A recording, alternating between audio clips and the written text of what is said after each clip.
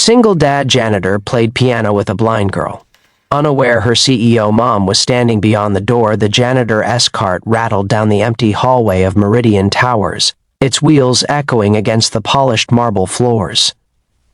Marcus Chen pushed it with the practiced ease of someone who had walked these corridors 1,000 times before, always after hours, always invisible to the people who worked here during the day. At 38, Marcus had the kind of tired eyes that spoke of sleepless nights and double shifts, but also of determination. His gray-flecked hair was cut short for practicality, and his green janitor's uniform was always immaculate, pressed each morning before his shift, despite the fact that no one would notice. He stopped outside the executive suite on the 42nd floor, pulling out his master key. This was usually his last stop before heading home to his daughter, Emma. The thought of her made him smile despite his exhaustion. At 7 years old, she was his entire world, his reason for taking this job that kept him working until midnight most nights. As he unlocked the heavy oak door, he heard something unexpected: music.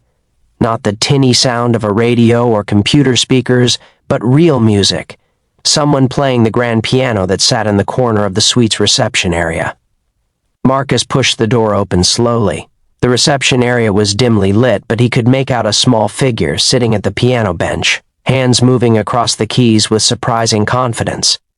As he drew closer, his breath caught in his throat. It was a little girl, perhaps 8 or 9 years old, wearing what looked like a princess costume, a burgundy velvet dress with white sleeves.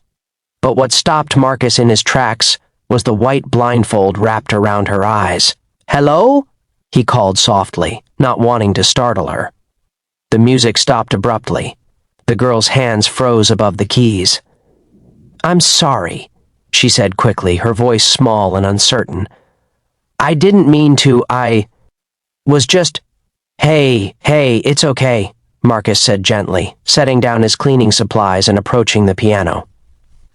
"You're not in trouble. That was beautiful. What were you playing?"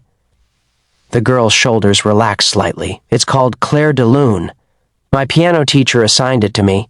I've been practicing, but I can't seem to get the middle part right." Marcus studied her for a moment. Even in the dim light, he could see the tension in her small frame, the way she held herself with a mixture of pride and vulnerability that reminded him achingly of his own daughter. "What's your name?" he asked. "Sophie," she replied. "Sophie Hartwell." Hartwell. The name resonated in Marcus's mind. Elena Hartwell was the CEO of Hartwell Industries, the tech conglomerate that owned this entire building. Her name was on the directory in the lobby, on the door to the corner office just beyond this reception area. "Well, Sophie, I'm Marcus, and I happen to know a little bit about piano." He gestured to the bench. "Mind if I sit with you? Maybe I can help with that tricky middle part." Sophie's face lit up with a smile that transformed her features from uncertain to radiant. "Really? You play piano?" "Used to," Marcus said, settling onto the bench beside her. Before life got complicated, but I remember enough." "Can you show me where you're getting stuck?" Sophie's hands returned to the keys, and she began to play. Marcus watched her fingers move across the keyboard, noting the way she played by memory and touch, never once needing to see the keys. She had real talent, he could tell, a natural feel for the music that couldn't be taught. When she reached the middle section, her playing became hesitant, the notes losing their flow. She stopped, frustrated. "See? That part. I can't make it sound right." Marcus placed his hands on the keys, letting muscle memory guide his fingers through the passage. The notes flowed out, filling the quiet office with music that seemed to carry moonlight in its melody. "You're playing it too carefully," he explained, playing the section again, slower this time. "This part is about letting go. It's dreamlike. Think about floating on water, or clouds drifting across the sky. Your hands already know where to go, you just have to trust them." Sophie listened intently, her head tilted toward the sound. "Can you play it with me? Maybe if I feel how you do it." Marcus nodded, forgetting for a moment that she couldn't see him. "Of course. From the top?" They began together, Marcus's deeper bass notes supporting Sophie's treble melody. When they reached the troublesome middle section, Marcus played it through once, then placed his hands over hers, guiding them gently through the passage, letting her feel the rhythm and flow. "Like that," he said softly. "Feel how it moves? It's all connected, like telling a story." They played it again, and this time Sophie's playing transformed. The hesitancy disappeared, replaced by the flowing, dreamlike quality the piece demanded. Her face showed pure concentration and joy. "That's it," Marcus exclaimed. "That's exactly it," Sophie beamed. "I can feel it now. It's like the music is dancing." "Exactly." They continued playing, Marcus adding harmonies and bass lines to support Sophie's melody. The music filled the office, two musicians lost in the shared language of notes and rhythm, the janitor and the little girl in the princess costume creating something beautiful together. What neither of them noticed was the figure standing in the doorway.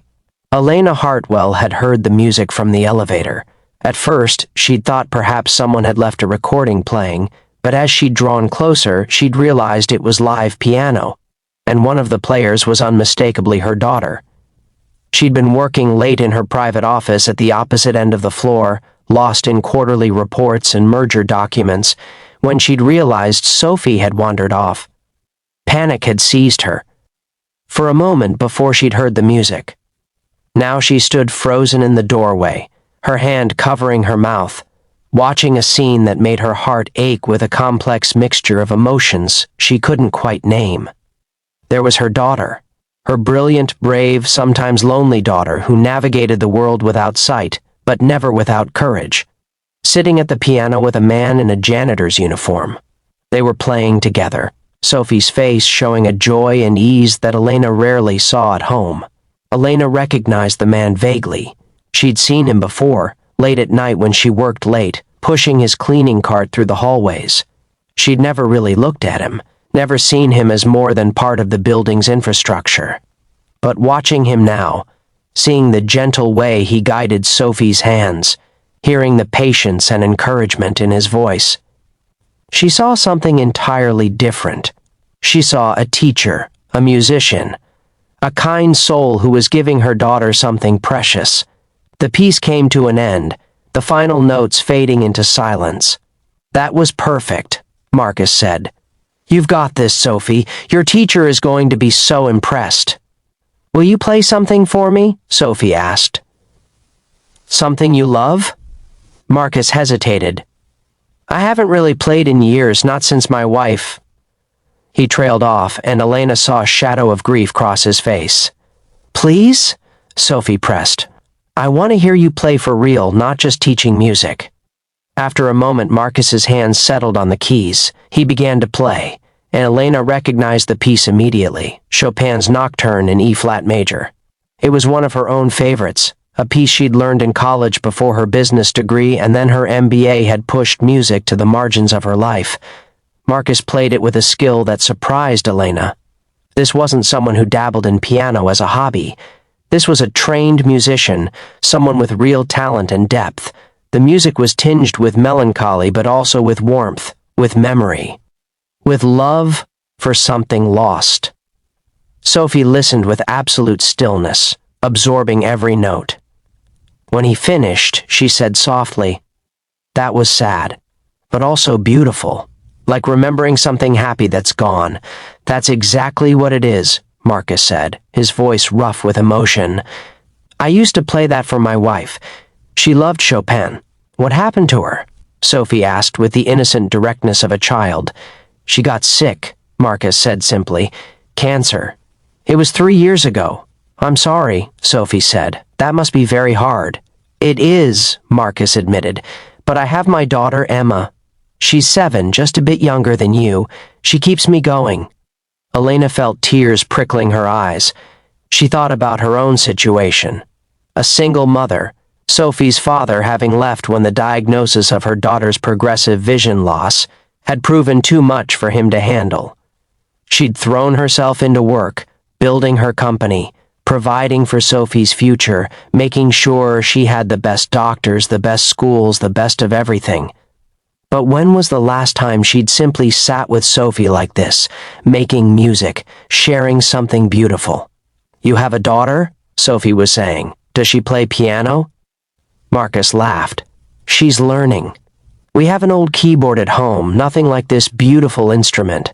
I try to teach her, but I'm pretty rusty, and I work a lot, so we don't have as much time as I'd like." "You should bring her here sometime," Sophie said excitedly. "We could play together."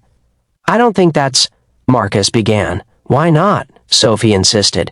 "It's my mom's building, she won't mind. She's always saying I need more friends." Elena felt a jolt at hearing herself described. Sophie wasn't wrong. She did say that, usually when feeling guilty about Sophie's sometimes isolated life, surrounded by tutors and therapists and staff, but few actual peers. "Your mom is probably very busy," Marcus said gently, "and I'm sure she'd rather you made friends with kids from your school."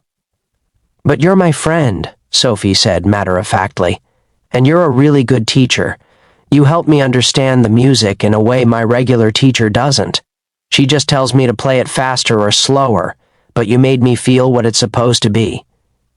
Marcus was quiet for a moment. "That's kind of you to say, Sophie, but I should probably let you get back to your mom. She might be wondering where you are." "She's working in her office," Sophie said with a hint of resignation. "She works a lot." The words hit Elena like a physical blow.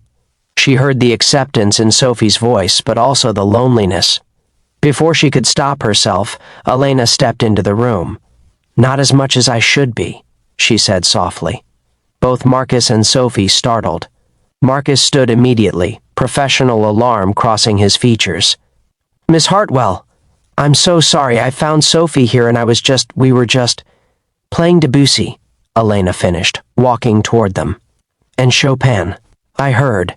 It was beautiful." She looked at her daughter, whose face showed surprise and uncertainty.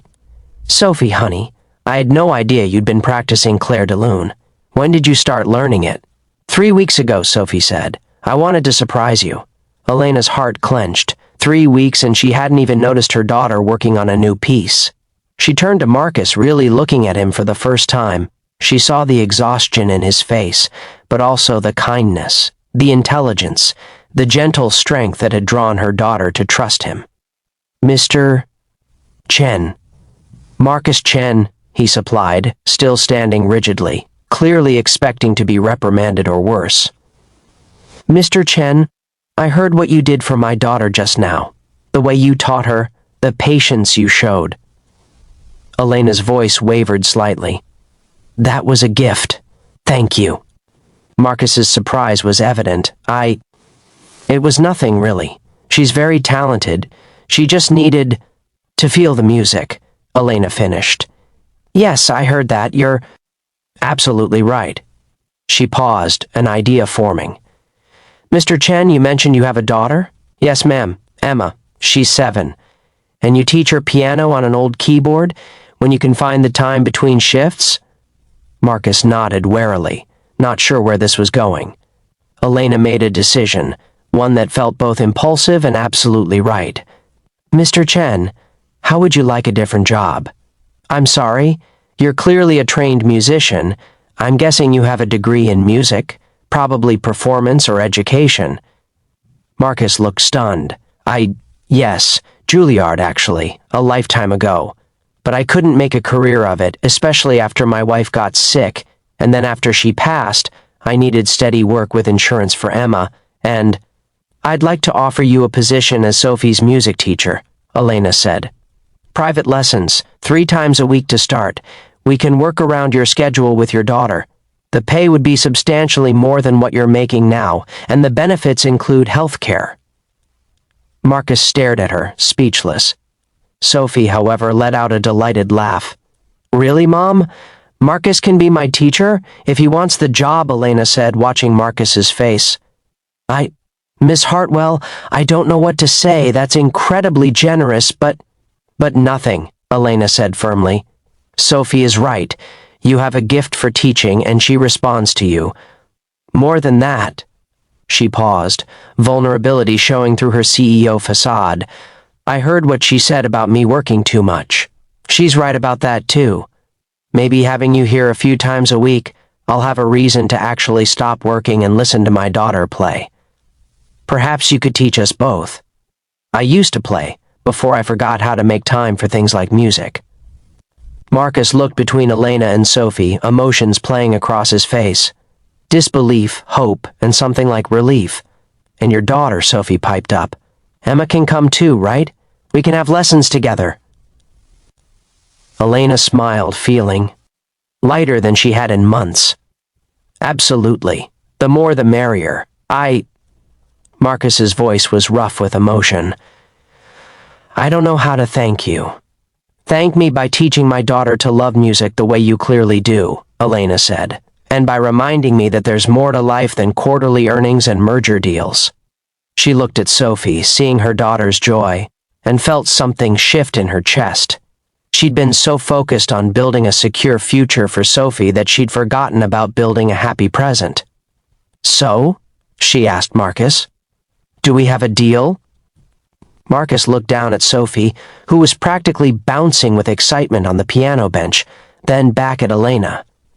A slow smile spread across his face, the first genuine smile Elena had seen from him. Yes, he said. Yes, we have a deal.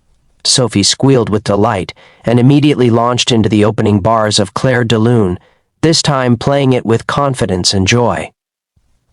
Elena moved closer to the piano, leaning against it to watch her daughter play.